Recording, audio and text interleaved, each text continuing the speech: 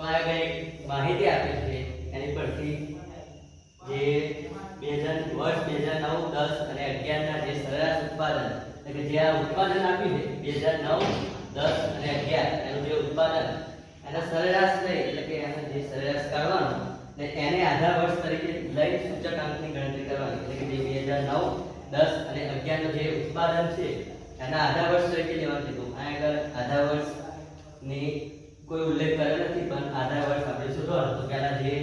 2009 10 11 જે ઉત્પાદન છે એનો સરેરાશ કાઢવાનો તો 2009 નો ભાવ ઉત્પાદન 196 2010 નું 202 પ્લસ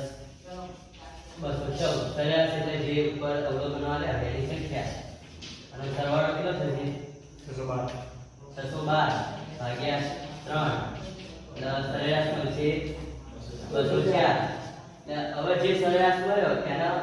જે સરેરાશ ઉત્પાદન મળ્યું એના આધા વર્ષ તરીકે લેવાનું એટલે જ્યારે આપણે અચળ આધારની રીતે સૂચકાંક ગણીએ ત્યારે એનું સૂત્ર કે I બરાબર P1 ભાગ્યા P0 ગુણ્યા 100 કરીએ છીએ. આમાં જે P0 છે એની જગ્યાએ આપણે આધા વર્ષ તરીકે આધા વર્ષ તરીકે આ 204 લેવામાં આવે છે. એટલે ત્યાં આગળ ગણતરી આ રીતે થશે કે પહેલા 2 માંથી 186 ભાગ્યા 204 ગુણ્યા 100 કેટલો થશે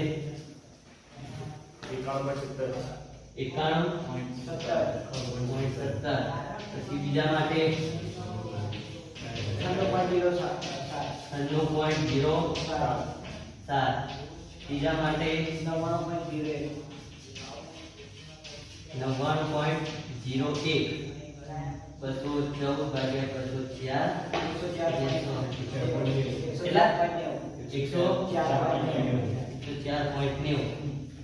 220 બસ 10.78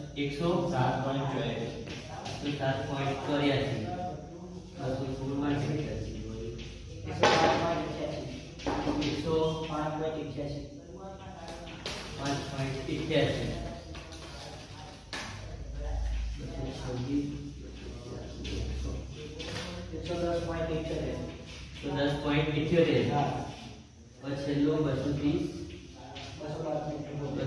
204 બસ 112.74 આ રીતે આધા વર્ષ સુધી એટલે સરેરાશ જે ઉત્પાદન મળે એના આધા વર્ષ તરીકે લેવાનું અને આ રીતે અચળ આધારિત સૂચકાંક ગણવાનું. આજે આટલું આ રીતે ગણતરી